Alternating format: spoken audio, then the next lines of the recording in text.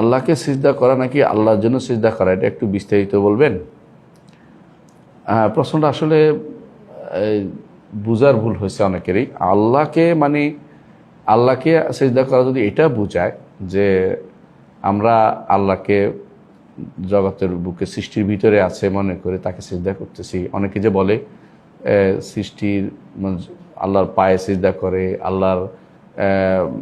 আল্লাহর কুদরতি পায়ে সিজদা করে, এটা তো ভয়াবহ কুফরি এবং শিরক। কারণ এই আকিদা তো হলুলিদের আকিদা, বা যারা আল্লাহকে যেখানে সেখানে বিরাজমান মনে করে, যেখানে সেখানে প্রবেশ করছে মনে করে, তারা তো কাফের, কোনো সন্দেহ নেই। আল্লাহ তাআলা তার আরশের উপরে, তিনি যখন যেভাবে ইচ্ছে সেভাবে নেমে আসেন, তবে তবে নেমে আসা সৃষ্টির কারো মতো নয়। এবং তিনি বান্দার সামনে থাকেন সালাত আদায় করার সময়, কিন্তু সালাত আদায় করার সামনে থাকে, এই সামনে থাকা আর সৃষ্টির ভিতরে থাকা একরকম মনে করার কোনো কারণ নেই। কারণ এই ধরন আমরা জানি না, সামনে কীভাবে থাকেন ধরন আমরা জানি না। আর থাকলেও আল্লাহর পায়ে সিজদা করি এটা তো বলার কোনো সুযোগ নেই। তো আমাকে এবার প্রশ্ন করা হয়েছিল, আমি এটা বলেছিলাম যে প্রশ্নের সাথে জড়িত ছিল যে আমরা আল্লাহকে সিজদা করি বললে সে ব্যক্তি কাফের হয়ে যাবে। কারণ হচ্ছে তার উদ্দেশ্য হচ্ছে আল্লাহ সৃষ্টির ভিতরে। আজ কেউ যদি মনে করে আমরা আল্লাহর ইবাদত করি, আল্লাহকে সিজদা করে আল্লাহর ইবাদত করি, সেটা তো সবাই করে, আল্লাহর ইবাদত তো সবাই করে। আমরা আল্লাহর ইবাদত করি, আল্লাহর কাছে দোয়া করি, আল্লাহর জন্য রুকু করি, কিন্তু আমরা আল্লাহর সত্তাতে তো সিজদা করি না। আল্লাহর কোনো সিফাতের উপরে, তার হাত পা অথবা চেহারা বা তার আঙ্গুল, কোনো কিছুতেই আমরা কিন্তু সিজদা করি না। এগুলি কেউ যদি বলে সে ব্যক্তি কাফের হয়ে যাবে। তো আমরা যেটা বলি সেটা হচ্ছে, এখানে যেটা বলার দরকার সেটা হচ্ছে যে আল্লাহ তাআলাকে সিজদা করি, এটা মানুষের ভিতরে মনে আসে। কাউকে বলার অর্থ হলো সরাসরি কারোর সত্তার উপরে সিজদা করা, এটা তো বৈধ না। এটা তো বইয়ের অর্থ হলো কাফের, সঙ্গে সঙ্গে কাফের হয়ে যাবে। তো সুতরাং এখানে যারা বিভ্রান্তি ছড়াচ্ছে এদের মূল উদ্দেশ্য কিন্তু খারাপ। যারা সহি আকীদা ও মানহাজের লোক তারা কিন্তু এটা বুঝছে যে এখানে উদ্দেশ্য আমার আগের কথা এটাই ছিল যে আল্লাহকে যারা সৃষ্টির ভিতরে মনে করে, বা সৃষ্টির ভিতরে তার পা মনে করে, সৃষ্টির ভিতরে তার কুদরতি পা মনে করে, তাদেরকে এটা বলা হচ্ছে। কিন্তু আল্লাহ তাআলা তিনি সৃষ্টির বাইরে, বাইনু মিন খালকি, এটা বিশ্বাস করতেই হবে, কোনোভাবেই অন্যথা করা যাবে না। তিনি যখন ইচ্ছা তখন নেমে আসেন, যখন যেরকম কোরআন সুন্নাহ আসে এটা মনে করবেন, বিশ্বাস করবেন। কিন্তু এটা কোনোভাবেই এই বিশ্বাসে নেওয়া যাবে না যে তিনি সৃষ্টির মতো করে নেমে আসেন। সৃষ্টি সাধারণত সিঁড়ি দিয়া নামে, অথবা লাফিয়ে নামে, অথবা রশি দিয়ে নামে। আল্লাহকে এরকম কোনো ধরন নির্ধারণ করলে আপনি কাফের হয়ে যাবেন। যেমনিভাবে আল্লাহ তাআলা আমাদের সালাত আদায়ের সময় প্রত্যেকটি ব্যক্তির সামনে থাকে, এটা হাদিসে আসছে। এই সামনে থাকার অর্থ আমাদের যেটা একে অপরের সামনে থাকে এরকম ধরন নির্ধারণ করা যাবে না। কীভাবে থাকেন সেটা তো জানি না, এই সামনে থাকার ধরন আমাদের জানা নেই। তবে তিনি আমাদের কথা শুনেন, দেখেন, আমরা পর্যবেক্ষণ করেন, আমাদের হাত কোন দিকে যাচ্ছে, আমাদের চোখ কোন দিকে যাচ্ছে, সবই দেখেন। তিনি বলতে থাকেন আইলা খায়রিম মিন্নি, আমার থেকে উত্তম কিনা, সে আমার থেকে উত্তম কিনা যাদিকে তুমি যাচ্ছ। তো সেই হিসেবে বলা যায় যে আল্লাহকে সিজদা করার যে কথাটা, এটা সব বুঝছেন যে আল্লাহকে সিজদা মানে আল্লাহর সত্তাকে সিজদা করি না, আমরা আল্লাহর ইবাদত করি, এটা যার উদ্দেশ্য হয়। কিন্তু এটা তো মানুষের উদ্দেশ্য নেয় না। আল্লাহর ইবাদত আমরা সবাই করি উদ্দেশ্য। কিন্তু যখন কেউ যদি বলে, বিশেষ করে বাঙালি মন মানসিকতার ভিতরে এটাই আসে যে তারা বেশিরভাগই মনে করে আল্লাহর পায়ে সিজদা করে অথবা আল্লাহর কুদরতি পায়ে সিজদা করে। এই দুইটা জিনিসেই হচ্ছে কুফরি বা শিরকের অন্তর্ভুক্ত। এটা কোনো ঈমানদার বলতে পারে না।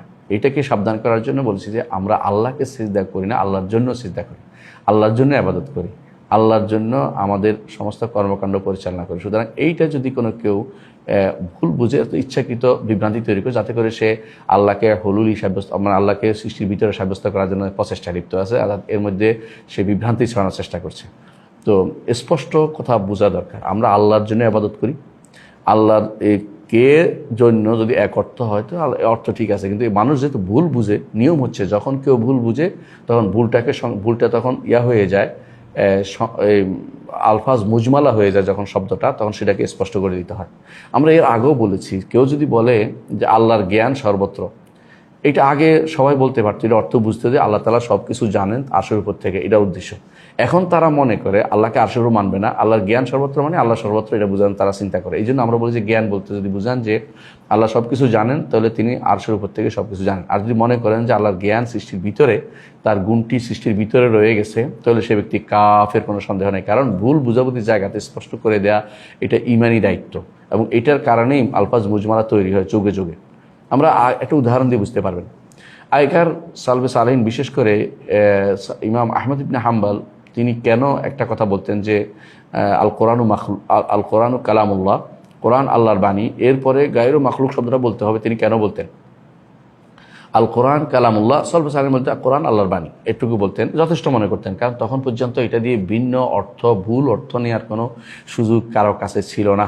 কিন্তু যখনই মানুষ বলা আরম্ভ করলো যে কোরআন আল্লাহর বাণী, তবে সেটা সৃষ্ট, অর্থাৎ তারা আমাদের কাছে থাকা এই কোরআনকে আল্লাহর বাণী বলছে, আল্লাহর কাছে যেটা আছে সেটাকে সেটা আল্লাহর বাণী বলছে, আমাদের কাছে যেটা থাকে এটাকে সৃষ্ট বলছে। এই জন্যই আমাদেরকে স্পষ্ট করে দিতে হচ্ছে। আহমদ ইবনে হাম্বল বলছে এখন আর চুপ থাকার সুযোগ নেই, যেহেতু এখানে ফেতনা বাজরা তৈরি হয়েছে, তখন স্পষ্টতা করতে হবে।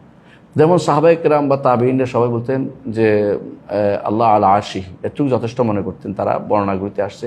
পরবর্তী ইমামরা এরপরে বাড়াইয়েছেন বাইনুম মিন খালকিহি, সৃষ্টি থেকে আলাদা। কেন বলতেন তারা? এটা বলছেন এই জন্য যাতে করে কেউ এটা মনে করতে না পারে যে আল্লাহ আরশের উপরে, আল্লাহ আরশ সব জায়গায়, এই কথাটা আল্লাহর আরশকে আলাদা কোনো সৃষ্টি মনে না করে। অনেকেই দেখবেন যে আমাদের বিশেষ করে আশারি মাতুরিদি ভাইরা আল্লাহকে আরশকে আলাদাভাবে সৃষ্টি করে না, অনেক সাব্যস্ত করে না।